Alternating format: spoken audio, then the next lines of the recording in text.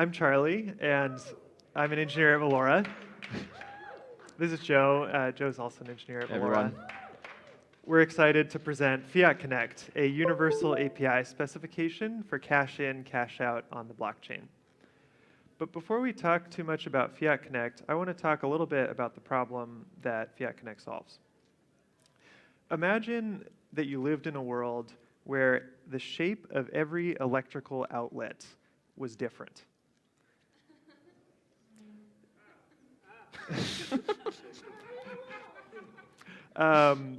So I think that the UX impact of this weird electrical dystopia that I just presented is obviously garbage. Getting an electrical device, trying to find the plug in your house that had the triangle on the left and the square on the right would be a disaster. But I think something that's a little bit scarier about this hypothetical is considering what it would be like to try to work at an electrical device company as an engineer. Considering that, I think I would probably spend most of my time working on various dongles for common shapes that are found in different households, and very little time innovating on the core product that I'm supposed to be building.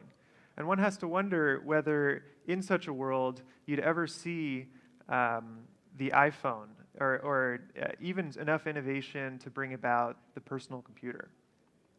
Unfortunately, I think this analogy of no common interface holds up pretty well when you consider the situation with trying to build a blockchain wallet with cash in and cash out. At Valora, we spend about 40% of our engineering time on cash in, cash out, leaving relatively little time for innovating on our core product. This is not an exaggeration. By the way, I work on the blue team. So I've experienced this problem every day. Why do we spend so much time on cash in, cash out and get so little results? Valora aims to be a company with global reach, enabling anyone to exchange value without barriers, similar to the broader mission of the Celo ecosystem that I think we all hold in high esteem. But to cover more regions, typically you need to integrate with more providers who have licenses in those regions. But integrating against every additional provider is harder than the one before because every provider has a different API that works differently from all the others. So suddenly you're trying to manage in your app several different API integrations that all work potentially very differently from each other. And you see this kind of pathological, superlinear relationship between region supported and engineering effort. So to summarize the status quo, as a wallet, adding providers is a major time sink. And as a provider, it's really hard to gain traction, particularly if you're trying to service an emerging market, because wallets experience such a bottleneck with integrations that they typically just want to go for the biggest markets first. And as an end user, there's few or no options depending on where you live, and overall, a pretty poor UX with a lot of widgets, a lot of non-native flows. FiatConnect aims to solve these problems with a universal interface. So to go back to my analogy of the plugs all looking different, just one plug so the electrical devices no longer need to worry about the multiplicity of different shapes that they need to contort themselves into. So with a universal API specification, we anticipate that to cover additional regions past the first one, it would be extremely easy. In fact, you could do it as a wallet by just updating a configuration file. As a provider, you also benefit because you gain access to every wallet on Celo that's integrated against the FiatConnect API. And as an end user, you gain a richer DeFi experience because the people in charge of building the wallet actually spend time innovating on the wallet past the initial step of bringing value on chain. So now I'm going to hand over to Joe to explain how we came to the FiatConnect specification and what's in it. Joe? Awesome. Thanks so much, Charlie. Right, so what exactly is FiatConnect, right? Well, as Charlie was saying, FiatConnect is a free and open source standard or specification that describes APIs used for cashing in and cashing out from the Celo blockchain. While designing the specification, we leaned heavily upon existing APIs that already exist in the wild that can be used today for caching in and caching out. And we also solicited feedback from both providers and wallets at every step of the way. We really wanted to make sure that the specification suited all of the needs of all providers so that they could actually use the spec to provide cache in, cache out. And we got feedback from wallets as well because we wanted to make sure that the specification had all of the necessary functionality to ensure a good end user experience. And of course, the design of the specification was heavily informed by our own experience as wallet developers at Valora, having integrated with several cache and cache out providers in the past. So right now, we're working on a pilot program with a number of partner cache and cache out providers. We're helping them stand up their own initial FiatConnect compliant APIs. And we've also had discussions with several wallets who have expressed interest at writing client-side integrations against these APIs. So that's a little bit about how we've gone about developing the FiatConnect specification. But you're probably wondering, what's in the spec, right? That's a great question. So while designing the spec, we looked at, like I said, a bunch of different APIs that already exist, and we kind of tried to distill them all down into a core set of functionality that we hope would work for all providers. So we were able to work this down into 4 main groups of endpoints that each provide specific functionality. The first group of endpoints relates to quotes and allows clients to request a quote for some given transfer details from the server. The second set of endpoints relates to KYC, or Know Your Customer. We anticipate that many providers, most providers even, will require their end users to go through some sort of KYC process before initiating a transaction, so this group of endpoints facilitates that.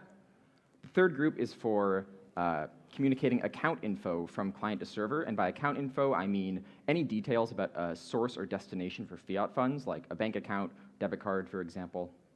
And the final group of endpoints is for actually initiating a transfer and monitoring its status over time. So you can see here, we have an example sequence diagram of what a cache inflow might look like using FiatConnect. There's no need to look too closely. This is available on the FiatConnect website if you want to take a closer look afterwards. And I know it might look a little bit daunting, there's a lot going on there, but if you think back to the 4 main groups of endpoints I mentioned earlier, it's actually pretty simple.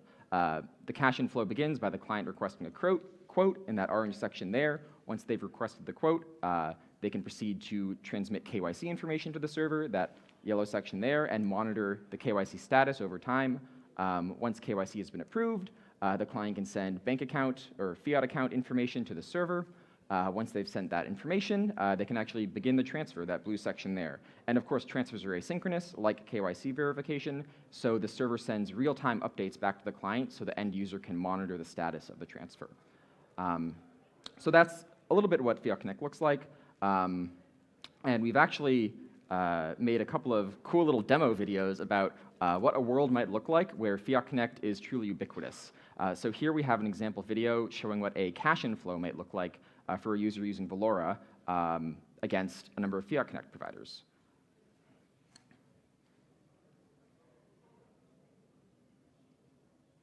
So the user's cashing in, adding funds. Once they've selected the currency they want, they're shown a list of FiatConnect compliant providers. They select one. Since this is their first time cashing in, they have to link their bank account to the provider, so they enter their details. Once that's done, they review the transfer and, initiate the transfer, and it's done. Of course, this is a demo, so the transfer was instant. In real life, it would take a little bit of time. But cash-ins are only half of the problem, right? FiatConnect also supports cashing out. So here we have another demo video of what a cash out might look like. Now this is the same user who cashed in previously, now attempting to cash out. So they choose to withdraw, they select the amount. And because they've already cashed in previously, we pre-select the provider they've already used as a client-side optimization. And because they've also linked a bank account already, they don't have to do that again. So overall, this would make for a pretty smooth and seamless end-user experience for both cashing in and cashing out. But how do you actually get started with FiatConnect, right? Whether you're a wallet developer or a cash and cash out provider, there are a lot of resources available in the community. Chief among them is probably the specification itself. So the specification lives on GitHub. It's totally free and open source for anyone to look at. And if you're at all interested, whether you're a wallet developer or a cash and cash out provider, we highly recommend you take a look at the spec. and get involved and contribute. We welcome PRs if you want to add a feature to the spec or change something or even remove something. We highly encourage you to get a PR out against it. For wallet developers in particular, we also have an open source SDK available that makes it really easy as a client developer to integrate against FiatConnect compliant providers. And for cash and cash out providers, we have an API starter repo available, which is essentially just a skeleton API written in TypeScript that providers can clone and just immediately start filling in with their own specific business logic. So that's a great place to get started as a provider. And of course, there's the Connect the World program ongoing now. Through the Connect the World program, there's a massive host of incentives available to cash and cash out providers to implement the FiatConnect specification. I think around 20 million in incentives right now. So there's a lot of reason to be interested in FiatConnect, whether or not you're a wallet or a provider. So please help us shape the future of FiatConnect. Join us on Discord. We have a FiatConnect channel. And please, like I mentioned, submit a PR on GitHub. We really want the community to get involved on this, and ultimately, we want this project to be community-owned. So the ultimate goal of FiatConnect, like Charlie was mentioning, is to turn this mess that currently exists for cashing in and cashing out on the Celo blockchain into something that looks a little more like this. Thank you.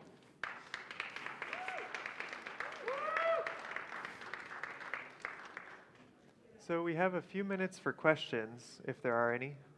Looks like there's one over there. I think they might bring a mic over. Right there. Yeah. One of the pain points we encountered was actually finding out the right cash in, cash out provider that supports the user, right? Even in the United States, if you're in a certain state, some providers won't support you. So I was wondering if that's somehow included in your process and offering. Yeah, that's a great question. So the FiatConnect specification is merely an API specification. However, it does support a means of basically telling an end user or a client whether or not a transfer is supported in a user's current region. When a client requests a quote, they pass along information about their region and where they are in the world. And if they're supported, the provider returns a quote as normal. But if they're not supported, the provider can return an error that basically says, hey, we don't support your region yet. Yeah, and there's a machine-readable error code for that case. Yeah. So I think that's really common for there to be a patchwork of support in different geos, which is one of the reasons why having a more scalable way of expanding to support to like many different geographies by adding more providers more quickly is really important for wallets. Yeah. Any other questions? That was a great one, by the way. Thanks.